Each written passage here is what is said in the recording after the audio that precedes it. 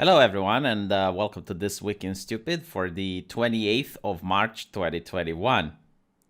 Do you guys remember that annoying far-right meme with the guy that just wants to grill?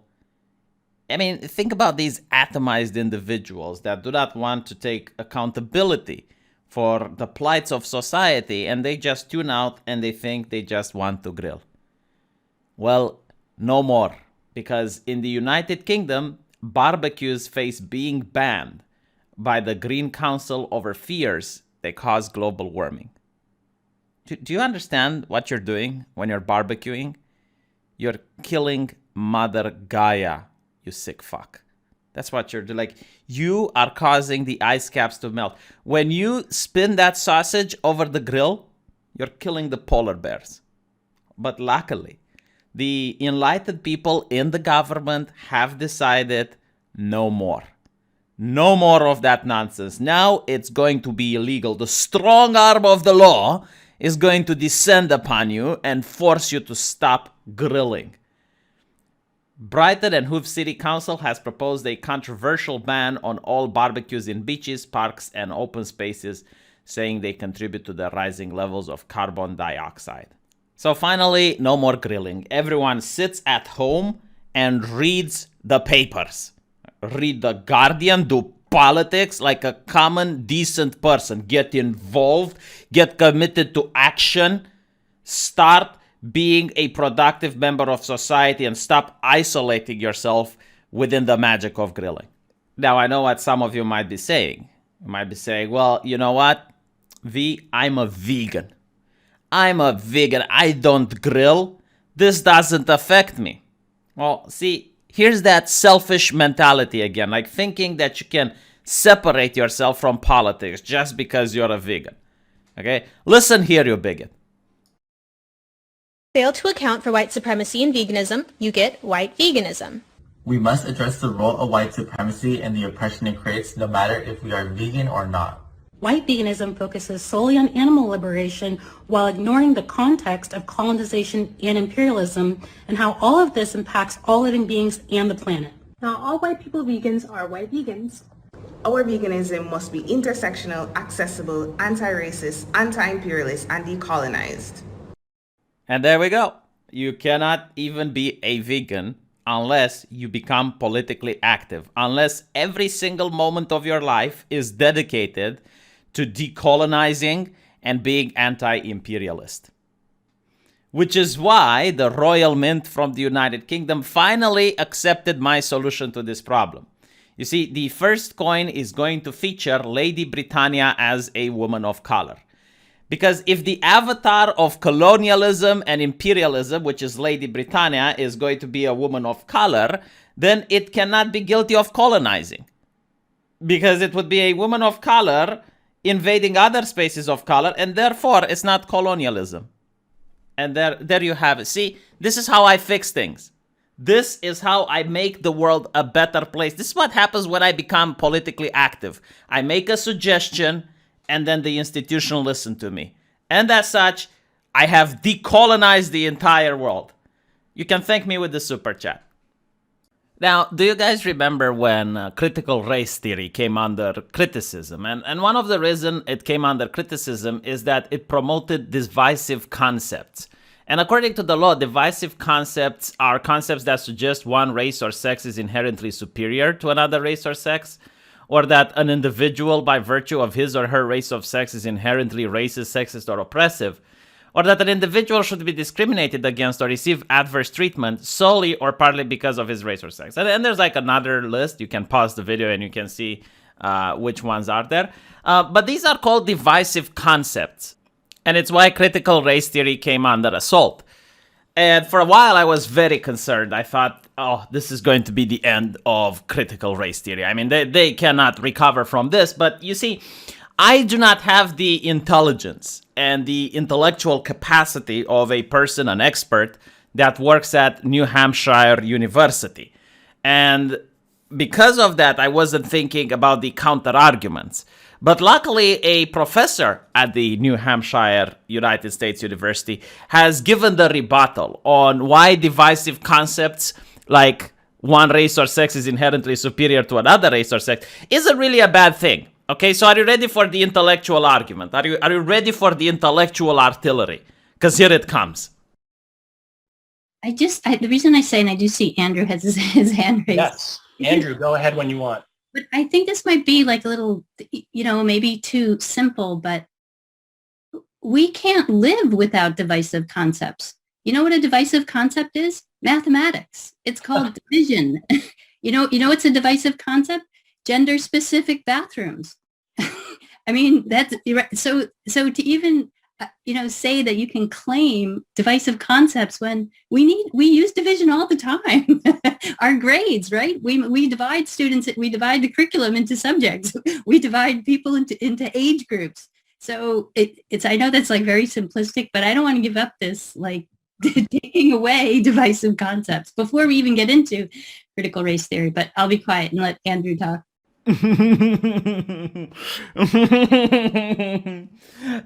What's wrong with racism? Well, it's divisive. Yeah, but like math is divisive. We can't get rid of divisiveness, and therefore, see, such an explanation could only come from the academia, the place, the bastion of learning, the epitome of scientific study. You cannot get smarter than university. All right, like that is the barrier that humanity has. It's like you become smarter and smarter and smarter, but eventually you reach a wall, and that is the university.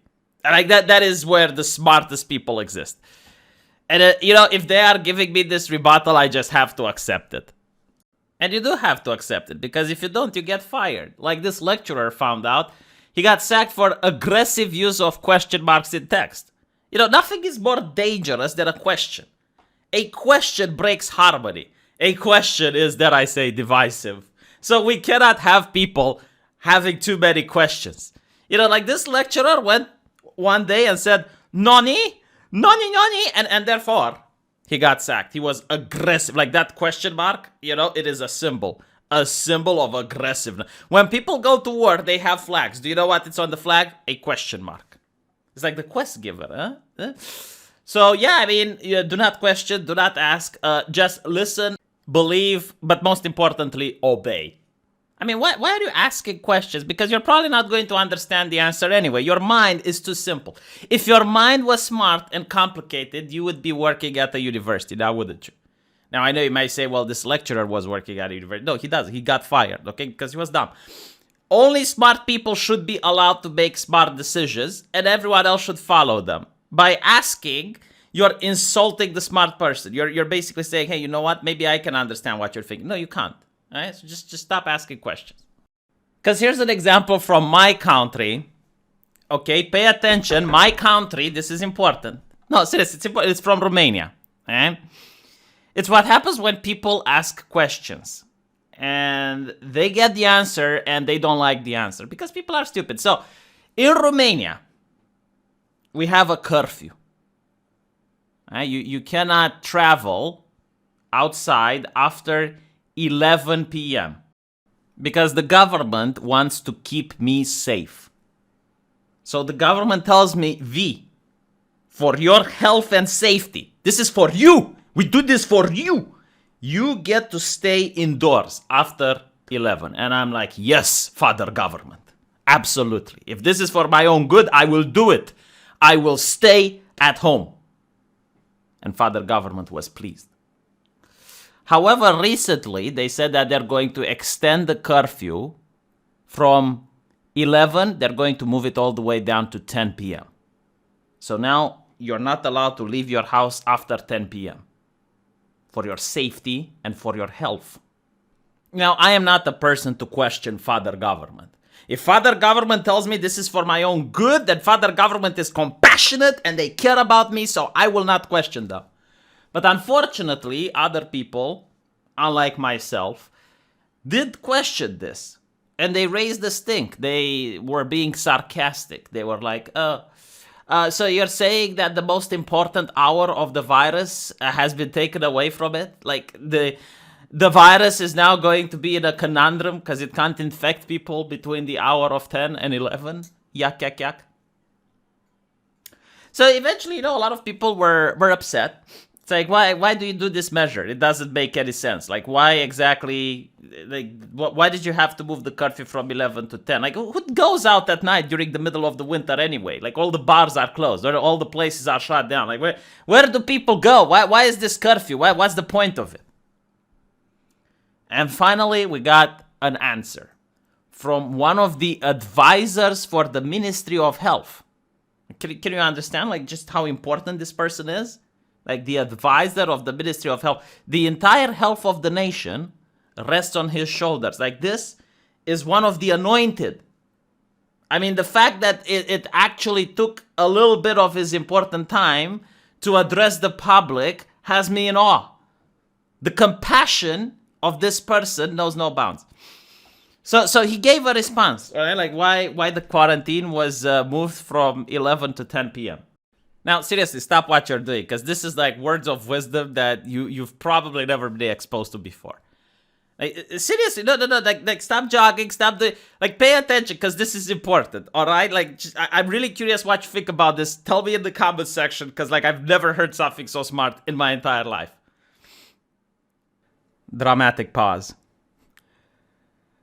The decision to limit the mobility of people from 11 p.m. down to 10 p.m. is a very good measure. How do we know it's a good measure? Because it upsets people. I mean, just like...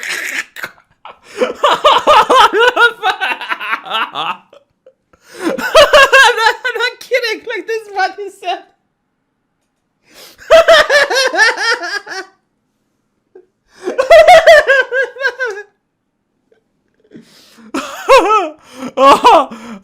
I guess a lot of things make sense now. a lot of government decision all of a sudden makes sense.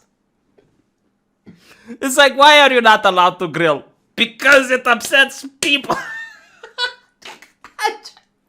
Oh, this made my day. And honestly, like, I was at the TV when this happened, you know, like, I was just like, I was drinking a little bit of Pepsi, trying to wake up, and then I, like, the news, breaking news, and like, oh yeah, let's see. And I see Soy Face over here, you know, like, smiling at the camera, and I smile back at him, you know, a little bit confused. It's like, okay, why is this important person taking away from his time from saving the public and is in my house right now talking to me? And he's like, yeah, we consider that it's a very important measure to limit the mobility of the people because it's a good one. How do we know it's a good one? It upsets the people. I almost spilled my Pepsi like, when I was listening to it.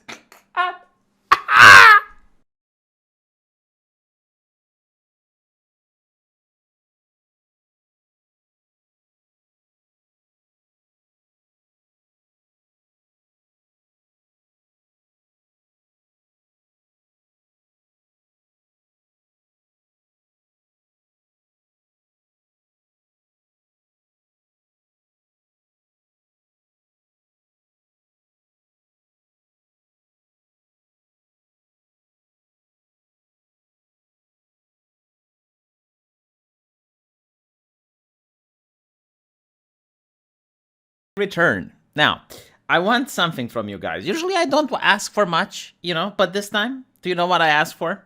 Can you imagine? I'm asking for empathy.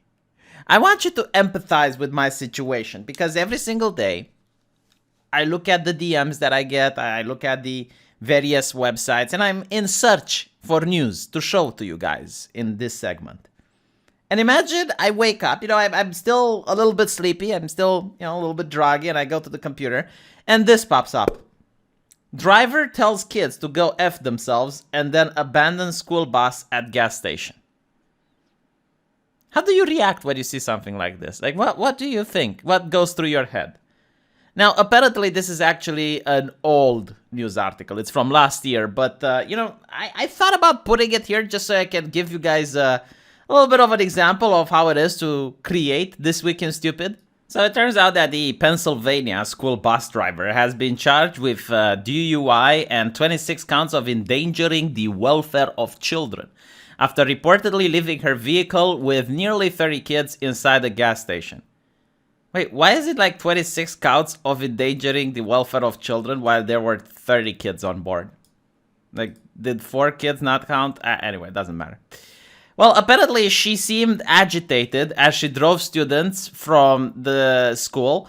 And at first, the kids joked around about Mancos' driving, but they soon grew concerned for their safety as she began to swerve through the streets. When there was a turn, a right-hand turn, and when she took it, she was going too fast. A student on the bus told the news that she ended up being halfway into the opposing lane of traffic. In a video showing the student's ordeal, one kid can be heard telling Mancos to pull over. Before Mancos finally pulled over the bus at the gas station, Persiani remembers her telling them she ended up telling us to go F ourselves and flipped us off. You know, stuck her hand in the air and flipped us off. When Mancos suggested pulling over the school bus and calling everyone parents to pick them up, the comment was met with a resounding yes. She then parked the vehicle at a nearby gas station where she got off and prevented the kids from making their way out as well. What an important pillar of the community. You know, like this is the type of neighbor that I want. Now, I wouldn't have read this article because it's like, you know, it's kind of funny, but it's from last year. The thing that caught my eye and made me read it, however, is the way of the journalist. Because you see, the journalist profession in 2020, when the article was written, is not just to tell you about the news, but it's also to editorialize, to tell you how to think about the news. So they say, okay, first things first. Yes, the bus driver shouldn't have been drunk behind the wheel of a school bus packed with kids because that's stupid and dangerous to everyone involved and blah, blah, blah. No, I'm not kidding. It actually says, like, look here. It says, blah, blah, blah. You know, driving drunk at a school bus with kids. It's just like, well, it's like blah, blah, blah. In the famous words of Michael Jordan, fuck them kids. You're going to sit there and tell me you think this is 100% the fault of the bus driver. I mean, you know, I would say that when you work with kids, you're kind of aware of how kids behave. So you're taking it upon yourself to have the mental fortitude to deal with the difficult situation. But nah, you know what? It's not the driver at fault. Society is to blame. Yes, society did this. Get out of here. I'm serious. Stand up in whatever room you're in right now and leave. Don't continue reading the blog until you're in a different room. Yeah, I'm going to take that point and leave. That's just a little bit too forward-thinking for me. You know, it's a little bit too progressive. We all have our limits. I think my limits is when you tell the kids to F off. And when you take the side of a person that is intoxicated and is driving a school bus. Yeah, that's definitely the person that's the victim there. Oh, what should we talk about? Huh? Like, what other news is there to talk about besides COVID? Like, I'm not kidding. There was just a massive increase in the news about COVID last week. And take, for example, this one. No screaming on California theme park rises due to COVID. Now, here's the thing. Like, I thought the screaming on a theme park ride is involuntary, right? Like, I thought that the attractions are designed in such a way as for people to think they're going to die, but no, like, in the last moment, the carousel goes up. You know, it doesn't plummet to the death. It gets people to feel that they might fall off that little chair, but no, in reality, they don't, you know? Like, that's how it's designed. And a lot of people... they know this, but subconsciously they start screaming because you go up on the thing and then it goes down and people are like, ah, yeah. But no, now apparently, you're not allowed to scream. Like, how will they enforce it? Like, will they put a police officer? Huh? Will they put a police officer on the top of the carousel? And if you're screaming, they give you a fine. Like the police just gets on top with you on that little cart. It's like, oh yeah, you've been violating the quarantine, citizen. Or maybe people can scream with their mouth closed, huh? Like, that would be interesting. They'll be like... Man, everything is about COVID now. Hopefully in the future they can find some sort of a cure so that I can read some proper news to you guys rather than this depressing stuff. But maybe we're on the right track. I mean, here, a Cedar Sinai study has found that injecting men with female sex hormones reduces the severity of the virus. Isn't that fascinating? Sharon says, maybe injecting males with female hormones could help with male violence and other things.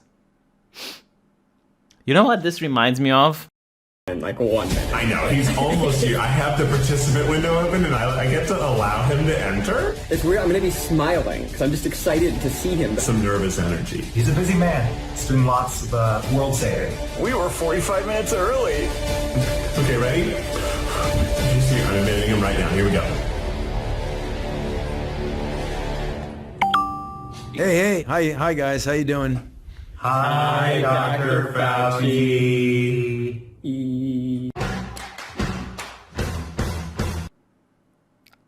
I think I remember those guys from somewhere. I just... Where did I... Weren't those the guys from BuzzFeed which all decided to measure their T levels and they were disturbingly low? Except for Eugene, which had borderline T levels, but everyone else should have gone visit an endocrinologist. That was a good time. When was that? 2016? Not very sure. But you know what I am sure of? Is that everyone is going to get vaccinated after this. Because a lot of countries are trying different way to persuade people in taking the vaccine. And the best persuasion that I have seen doesn't come from the government. It comes from the private sector. Listen here. If you get the vaccine, you get a free Krispy Kreme donut every single day this year. A free Krispy Kreme. Now, isn't that something worth fighting for? Isn't that something worth a job? That is beautiful. Except that critics... no, there is criticism for this, right? And it's not because like they're treating people like children. Hey, if you're a good kid, you get a piece of candy. No. The criticism is that it might promote obesity.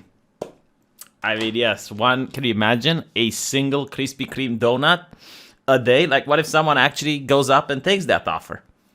Man, if only they could do this for homeless people, right? But I guess like homeless people have a reason to get vaccinated now. There we go. You get a vaccine? Boom. One Krispy Kreme donut coming up. And while we're on the subject of sweets, a baker has been sued for refusing to make a gender transition cake. And yeah, I believe it's the same guy. It's actually the same guy that got sued for not making a cake for a gay wedding. Now, apparently the bigoted judge decided that the baker is right. They said that, look, if you go into a bakery store, you can buy any cake that's on display, like one that's already made. But you cannot ask the baker to create, for example, a cake with a depiction of Muhammad or a swastika or anything like that. But now it seems that the baker is in trouble yet again, this time for refusing to make a gender transition cake. I'm curious if he's going to find a more forward-thinking judge, a more progressive judge this time. Because then it would look very interesting. You know, like he can get punished for this one, but he doesn't get punished for the previous one. Because then it's like, okay, if you say that you can refuse to make a gay wedding cake, but you can't be refusing to make a gender transition cake, then that would mean that the gender transition is more powerful, it's more tsuyoi than the gay wedding. That would be a very interesting conundrum. Usually these lawsuits take like 1 or 2 years, but I will definitely be following this because I'm very interested to see the decision of the judge. The new UK, 1st of April, so next week, we will formally establish the new UK Health Security Agency. UXA, as it'll be known, will be this country's permanent standing capacity to plan, prevent, and respond to external threats to health. UXA will bring together our capabilities in this area, from the scientific excellence embodied by the likes of Dr. Susan Hopkins and her amazing colleagues in clinical public health, to the extraordinary capability that NHS Test and Trace has built, which Dido Harding has led so effectively over the last 9 months, and the JBC with that analytical brilliance. I want everybody at UXA, at all levels, to wake up every day with a zeal to plan for the next pandemic. Nani, there's going to be another one. I don't know, but I'll tell you this. Apparently, in this one, holidays overseas to be made illegal. £5,000 for people trying to leave the prison island of Britain. So even if you test negative, you're still not allowed. You know what? You know what? This is why I don't travel. Do you know why I don't travel? To save lives, motherfucker.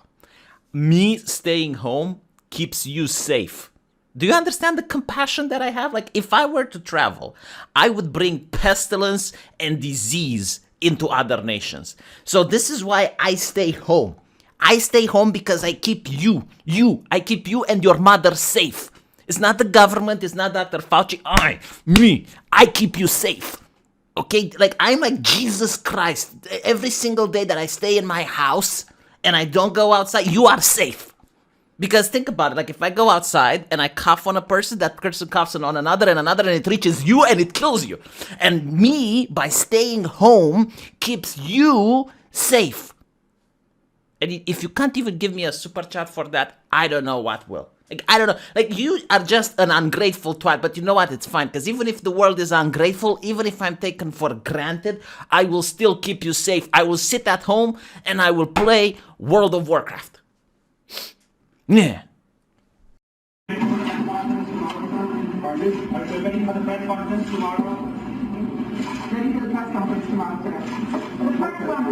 Why, this press conference, of course. Well, thank you for willing to do it. Now we're going to get down to business here, and Ron, who am I turning this over to? Well, thank you very much, Mr. President. I think it's time for the press, our friends in the press to leave, though. Thank you. Thanks, guys. Mr. President,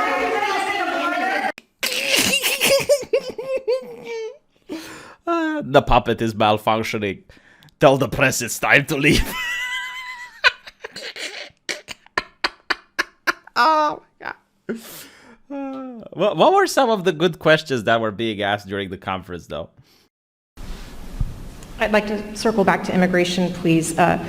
You just listed the reasons that people are coming, talking about in-country problems, saying that it happens every year. You blamed the last administration. Sir, I just got back last night from a reporting trip to the border where I met 9-year-old Josel, who walked here from Honduras by himself, along with another little boy. He had that phone number on him, and we were able to call his family. His mother says that she sent her son to this country because she believes that you are not deporting unaccompanied minors like her son. That's why she sent him alone from Honduras.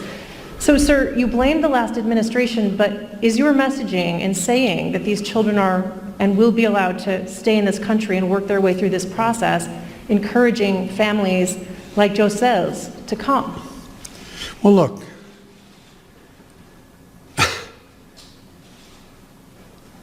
the idea that I'm going to say, which I would never do, that if an unaccompanied child ends up at the border, we're just going to let them starve to death and stay on the other side. No previous administration did that either, except Trump.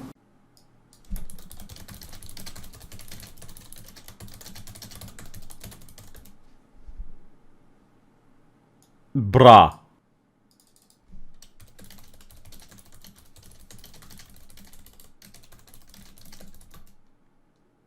Are you kidding me? The press tried to set up Biden. It was a trap. It was a trap. You're telling me that a kid walked 1,000 miles, 1,600 miles on foot? I mean, you give that kid a citizenship if that's the case. A kid alone. Like, alone by himself. He did the journey. He did the marathon. Frodo Baggins did not travel this much to get to Mordor. Yet he almost didn't make it. Just... No, seriously, like Jesus Christ was that kid to get an American citizenship. If he walked by himself 1,609... Hell, he should be in the Guinness World Book. I want to shake that kid's hand. That kid can write a best-selling book right now. Like, right now, if he writes a book, it would be best-selling New York Times journalist. Either that or the journalists are full of shit. Which one do you think it is? It's like a lowly child from Honduras traveling by himself. How does he find food though? Like, does he forage from the wild? Like, how does he eat? Where does he sleep? What does he drink? Alone. By himself. Unaccompanied. Yes. Seems legit. Oh, and the other thing is like, Biden was holding out. Did you notice? Like, apparently, Orange Man was starving children at the border. Why didn't he say anything about it at the time? Like, he could have been impeached for real. Like, even the Republicans would have impeached him if that was the case. It would have been like one impeachment, boom, gone. Thank you, ma'am. It's like starving children at the border. Holy crap. He was holding out on secrets. Maybe that was a state secret that he was aware of, but didn't. He made a pinky promise not to tell. But I'm telling you, the press set him up. There is no way that a child has walked 1,619 miles on foot. This is just impossible. It cannot be done. I would think it would be in the Guinness World Record book. An unaccompanied minor. Jesus.